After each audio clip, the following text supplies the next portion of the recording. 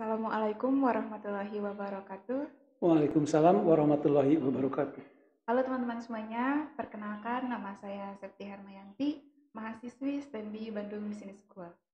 Pada kesempatan ini saya akan mewawancarai salah seorang yang insya Allah bisa menginspirasi buat kita semua, salah satu owner sekolah terbaik di Kota Bandung. Mari kita simak petikan wawancara berikut agar bisa dijadikan inspirasi dan motivasi bagi kita semuanya.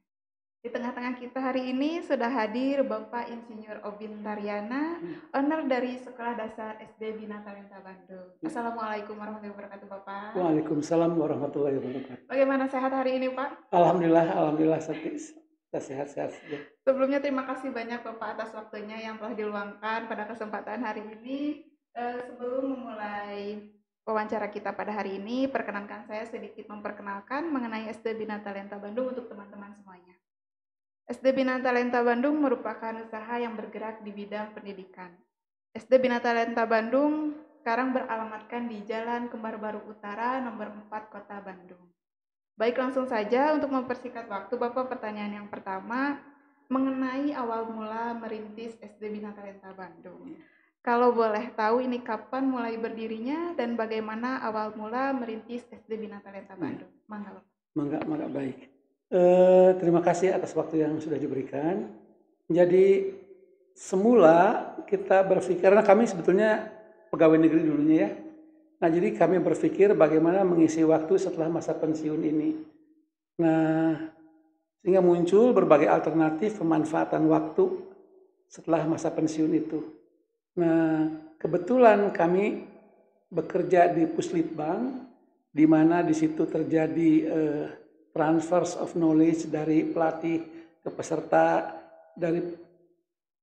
kemudian juga dari para senior lah kepada junior. Kami sangat tertarik dengan proses transfer of technology ini.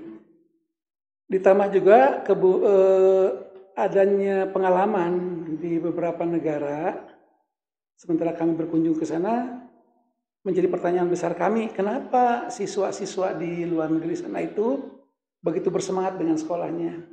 Ternyata sekolah itu buat mereka, buat anak-anak sangat menarik. Karena memang banyak waktu dan bisa dinikmati sekolah di sana itu. Oleh karena itu kita mencoba merintis sebuah sekolah yang khusus, yang mudah-mudahan bisa menarik minat atau juga menarik perhatian dari para siswa yang akan masuk nanti. Akhirnya tahun 2003 lah, dimulai 2003, kami dengan teman-teman dari UPI merintis menyelenggarakan atau merintis pembentukan sebuah sekolah dasar. Sekolah dasar ini berprogram agak berbeda dengan sekolah umumnya. Di antaranya saja adalah konsep kelas kecil. Jadi kita hanya menampung jumlah siswa yang lebih sedikit per kelasnya itu dibandingkan dengan sekolah yang biasa. Rupanya ini menjadi daya tarik juga, dan alhamdulillah kita masih berlangsung sampai sekarang mempertahankan kelas kecil ini. Juga manfaat lainnya adalah efektivitas pendidikan dari pengajar ke siswa-siswa. Jadi didirikan tahun 2003 sih sebetulnya, tapi kita dokumen-dokumen kita benahi sampai secara legalnya di 2004 bulan Oktober bulan ini kita membuka sekolah dasar Bina Talenta itu. Kira-kira seperti itu. Begini Bapak, selama proses perjalanan mungkin dari 2003 tadi dan mulai legalitas didirikan tahun 2004 sampai sekarang tentu banyak sekali perubahan, perkembangan prosesnya baik dari segi pegawai, dari jumlah ataupun kualitasnya gitu. Kalau boleh diceritakan Bapak bagaimana proses perkembangan tersebut di lingkungan SD Bina Talenta sendiri? Iya. Jadi kalau lihat dari perkembangan tahun, sebetulnya yang membuat kita deg-degan itu di tahun pertama. Karena apa, kita berhasil meraih siswa, karena kita belum punya prestasi, belum bisa menunjukkan kepada para orang tua ini yang sudah kami capai. Berbeda kalau kita bandingkan dengan saat ini, kita sudah punya alumni yang sudah lulus dari ITB, dari Unpad, sehingga kita punya satu prestasi yang bisa kita kemukakan. Nah, di awal tahun itu kita hanya menjual konsep saja kepada orang tua, menjelaskan bahwa Bina Talenta itu akan seperti ini ke depannya. Tapi alhamdulillah tahun pertama itu kami hanya mendapatkan 40 siswa. Kemudian respons orang tua juga cukup positif. Kita bersama-sama lah dengan orang tua berproses dalam KBM ini. Nah, kemudian perkembangan berikutnya tahun kedua, tahun ketiga, rupanya alhamdulillah orang tua tambah banyak yang berminat, dan alhamdulillah sampai sekarang kita masih eksis terus, walaupun memang ada dinamika tentang jumlah siswa yang masuk.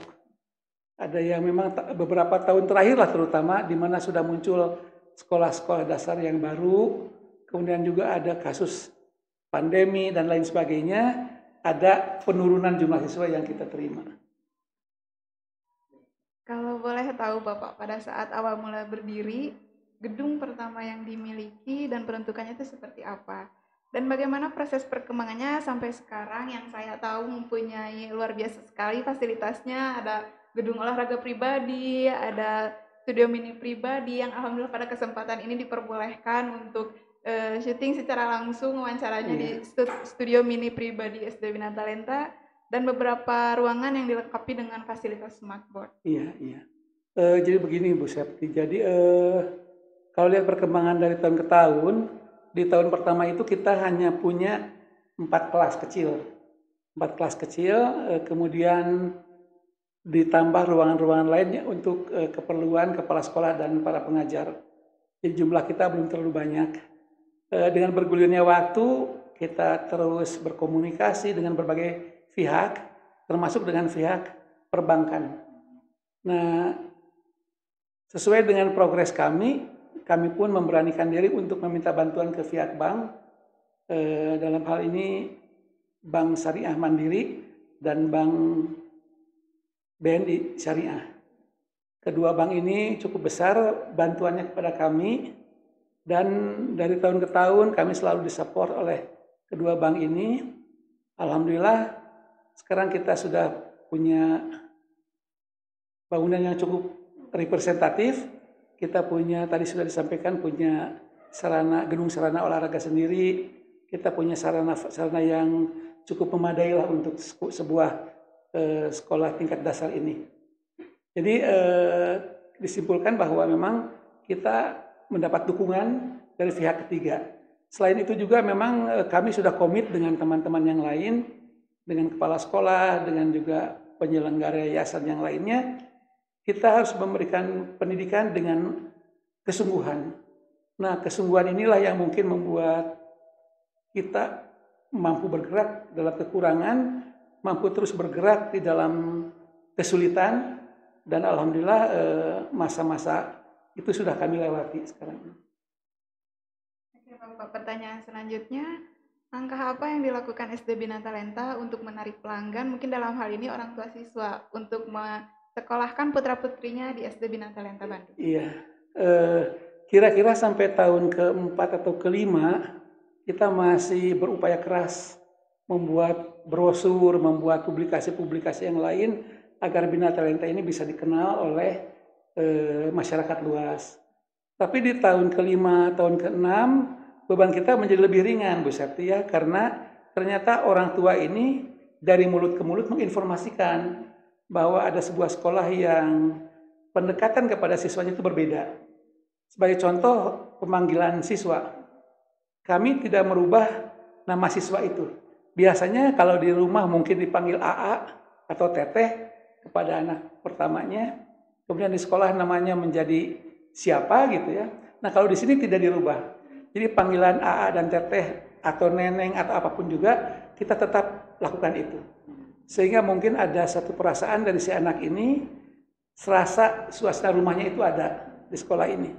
Oleh karena itu mereka cepat beradaptasi dengan kita, dan juga di tahun kedua, tahun ketiga itu mereka sudah berani mengekspresikan sesuatu. Ini mungkin yang membuat publikasi kita lebih baik lagi. Nah sebetulnya di tahun-tahun selanjutnya, manakala siswa kita banyak yang masuk ke sekolah-sekolah favorit, sekolah negeri seperti SMP Negeri 2, SMP Negeri 5, itu tambah-tambah lagi. Minat orang tua itu cukup besar lah. Nah, apalagi kemudian tahun berikutnya ada diterima lagi di SMA 3, di SMA 5, dan di SMA-SMA favorit yang lainnya, di Taruna Bakti misalnya. Itu tambah lagi. Dan ini memang untuk kami sebuah beban sebetulnya, yaitu untuk mempertahankan kepercayaan orang tua ini. Dan alhamdulillah saat ini kita sudah punya beberapa siswa SD Bina Talenta yang dulunya itu sekarang sudah selesai di ITB. Kalau ini di sekolah mesin dan dirgantara, kalau sekarang Fakultas Mesin dan Dirgantara. Dan itu kebanggaan lah buat kami. Nah mungkin sebentar lagi nanti ada dari kedokteran segala macam.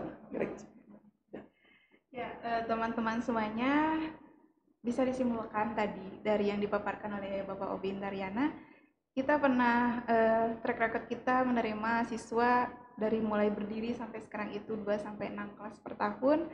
Lalu mengenai hal-hal info biaya dan lain sebagainya nanti akan saya share di kolom deskripsi website yang bisa dilihat sebagai info yang lebih lanjut untuk Bapak Ibu semuanya. Barangkali ada yang berminat untuk memasukkan putra-putrinya ke SD Bina Talenta Bandung bergabung bersama kami, silahkan. Sebelum ke pertanyaan terakhir, Bapak barangkali ada yang mau disampaikan bagi para orang tua siswa yang barangkali nanti melihat video ini tertarik untuk masuk ke SD Bina Talenta Bandung, maka silahkan. Ya. Begini Bu Septi, memang sekolah kita ini kalau berbicara tentang biayanya, sepertinya tidak murah sepertinya. Tapi kami pernah mencoba menghitung-hitung ya, bahwa dengan suasana kelas yang nyaman, yang aman, kemudian juga pendekatan para pengajar kepada siswanya, saya bandingkan dengan kalau kita membiayai sebuah mobil yang diparkir di jalan lah. Mobil itu parkir di jalan kira-kira 3.000 per jam, atau misalnya kalau masuk ruangan di basement mall dan sebagainya itu per jam lagi. Nah kami coba bandingkan nitip mobil di mall dan nitip anak-anak di sini. Ternyata jatuh per jamnya itu murah di sini. Jadi di sini itu sudah murah per jamnya, kalau hitung-hitungan per jam, anak itu mendapat ilmu, anak itu mendapat kasih sayang, dan juga anak itu nyaman di sini. Jadi kalau berbicara nominal, sesungguhnya tidak mahal di sini ini.